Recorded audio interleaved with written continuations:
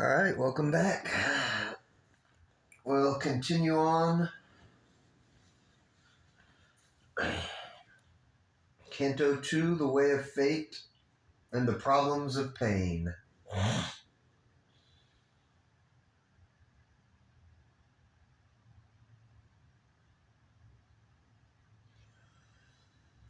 Line 620.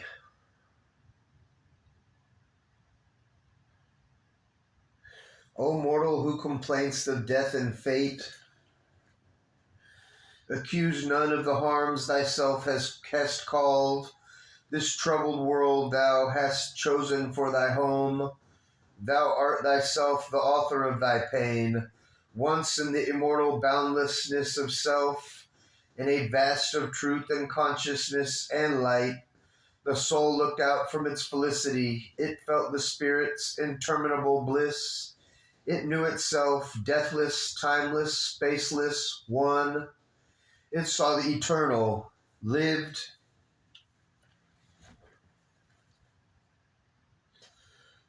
Where was I? Sorry. It saw the eternal, lived in the infinite. Then, curious of a shadow thrown by truth, it strained towards some otherness of self.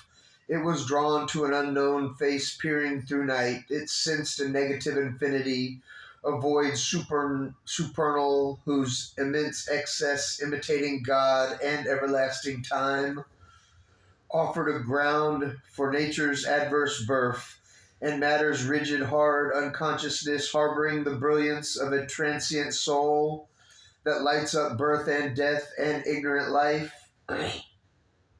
A mind arose that stared at nothingness, till figures formed out of what could never be. It housed the contrary of all that is. A knot appeared as being's huge sealed cause, its dumb support and a blank infinite, in whose abysmal spirit must disappear. A darkened nature lived and held the seed of spirit hidden and feigning not to be. Eternal consciousness became a freak of an unsouled almighty inconscient and breathed no more as spirit's native air. Bliss was an incident of a mortal hour, a stranger in the insentient universe. As one drawn by the grandeur of the void, the soul attracted leaned to the abyss. It longed for the adventure of ignorance and the marvel and surprise of the unknown and the endless possibility that lurked in the womb of chaos and in nothing's gulf, or looked from the unfathomed eye of chance. It tired of its unchanging happiness. It turned away from immortality. It was drawn to hazard's call and danger's charm. It yearned to the pathos of grief and drama of pain, perdition's peril, the wounded bear escape, the music of ruin and its glamour and crash, the savior of pity and the gamble of love and passion and the ambiguous face of fate, a world of hard endeavor and difficult toil, the battle on extinction's perilous verge, a clash of forces, a vast incertitude, the joy of creation out of nothingness, strange meetings on the roads of ignorance and the companionship of half-known souls, or the solitary greatness of lonely force, or a separate being conquering its world. Called it from its too safe eternity, a huge descent began, a giant fall. From what the spirit sees creates a truth, and what the soul imagines is made a world. A thought that leaped from the timeless can become indicator of cosmic sequence and the itinerary of the gods. A cyclic movement in eternal time thus came born from a blind, tremendous choice. This great, perplexed, and discontented world, this haunt of ignorance, this home of pain, there are pitched desire, tense grief's headquarters. A vast disguise conceals the eternal's bliss. Then Aswapati answered to the seer, is then the spirit ruled by an outward world? O seer, is there no remedy within? That's water.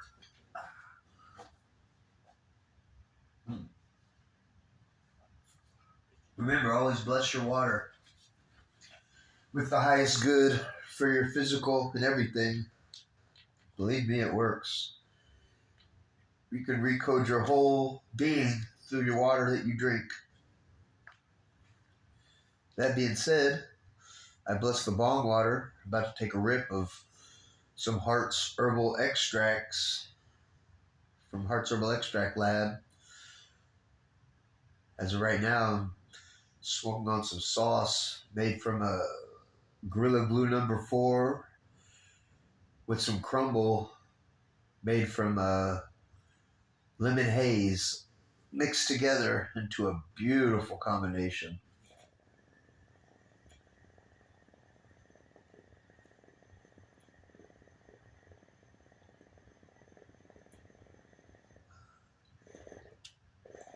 Victory to the divine light. Love always wins.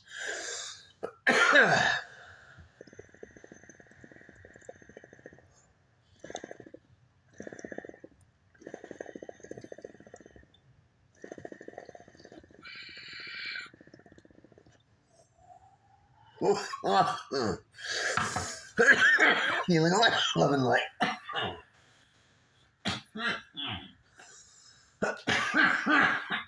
Whew. Okay. Then Aswapati answered to the seer, "Is then the spirit ruled by an outward world? O seer, is there no remedy within? But what is fate if not the spirit's will? After long time fulfilled by cosmic force, I deemed a mighty power had come with her. Is not that power the high compeer of fate?" But Narad answered, covering truth with truth, "O Aswapati, random seem the ways along whose bank your footsteps stray or run in casual hours or moments of the gods. Yet your less stumblings are foreseen above. Infallibility, the curves of life are drawn, following the stream of time through the unknown. They are led by a clue the calm immortals keep. This blazoned hieroglyph of prophet mourns a meaning more sublime than symbols rites, than seal thought wakes to. But of this high script, how shall my voice convince the mind of earth? Heaven's wiser love rejects the mortal's prayer, unblinded by the breath of his desire, unclouded by the midst of fear and hope. It bends above the strife of love with death. It keeps for her privilege of pain.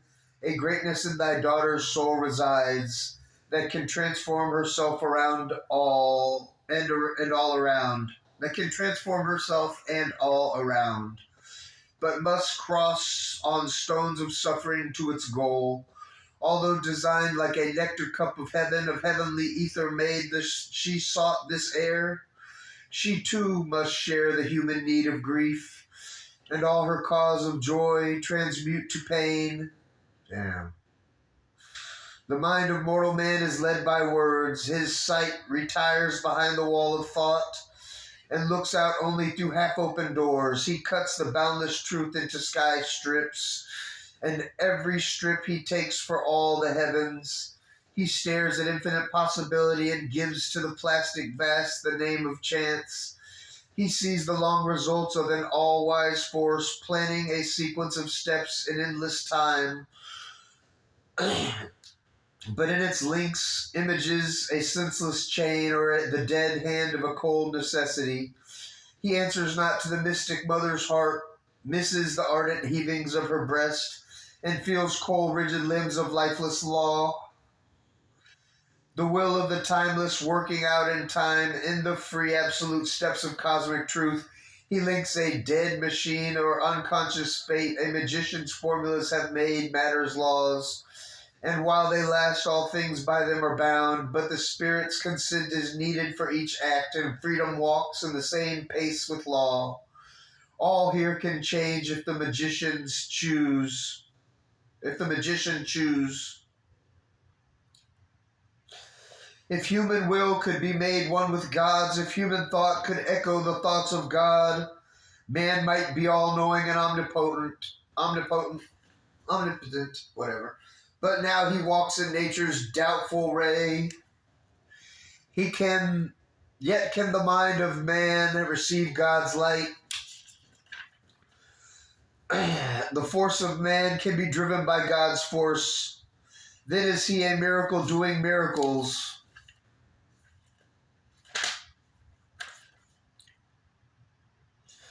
For only so can he be nature's king. It is decree, and Satyavan must die. The hour is fixed, chosen, the fatal stroke. What else shall be is written in her soul. But till the hour reveals the fateful script, the writing waits illegible and mute. Fate is truth working out in ignorance. O king, thy fate is a transaction done at every hour between nature and thy soul. With God for its foreseeing arbiter, fate is a balance drawn in destiny's book. Man can accept his fate. He can refuse. Even if the one maintains the unseen decree, he writes thy refusal in thy credit page.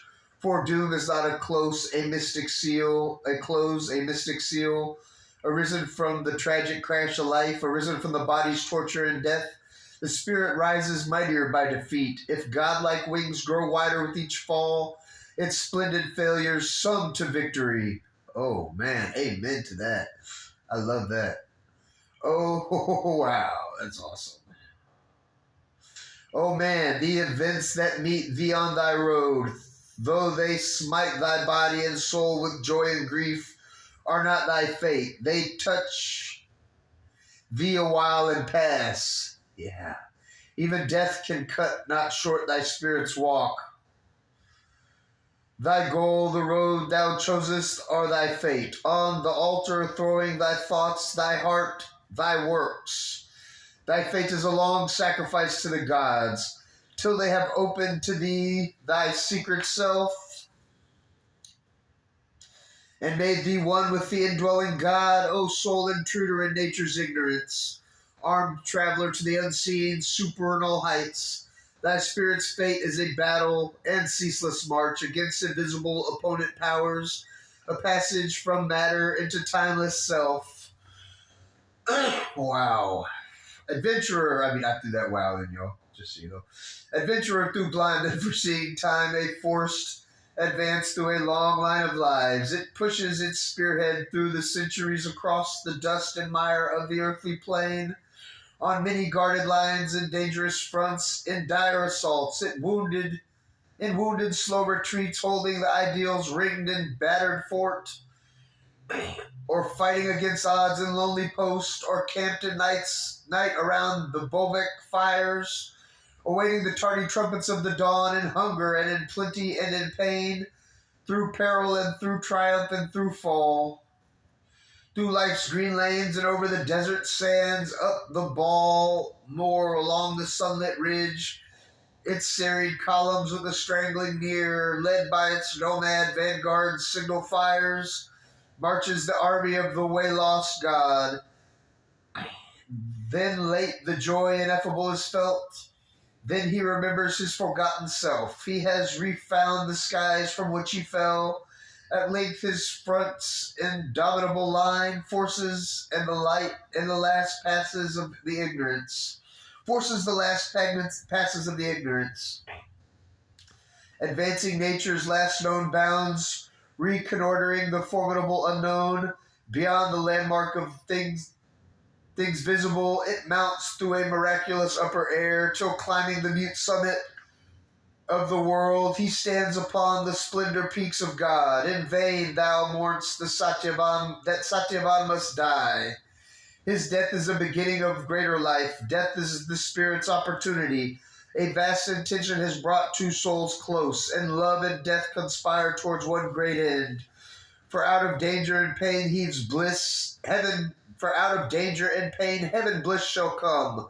Time's unforeseen event, God's secret plan. This world was not built with random bricks of chance. Woo. A blind God is not destiny's architect. A conscious power has drawn the plan of life. There is a meaning in each curve and line. It is an architecture high and grand, by many named and nameless masons built, in which unseeing hands obey the unseen. And of its master builders she is one. Queen, strive no more to change the secret will. Time's accidents are steps in its vast scheme. I like that. Bring not thy brief and helpless human tears across the fathomless moment of the heart that knows its single will in God and God's as one.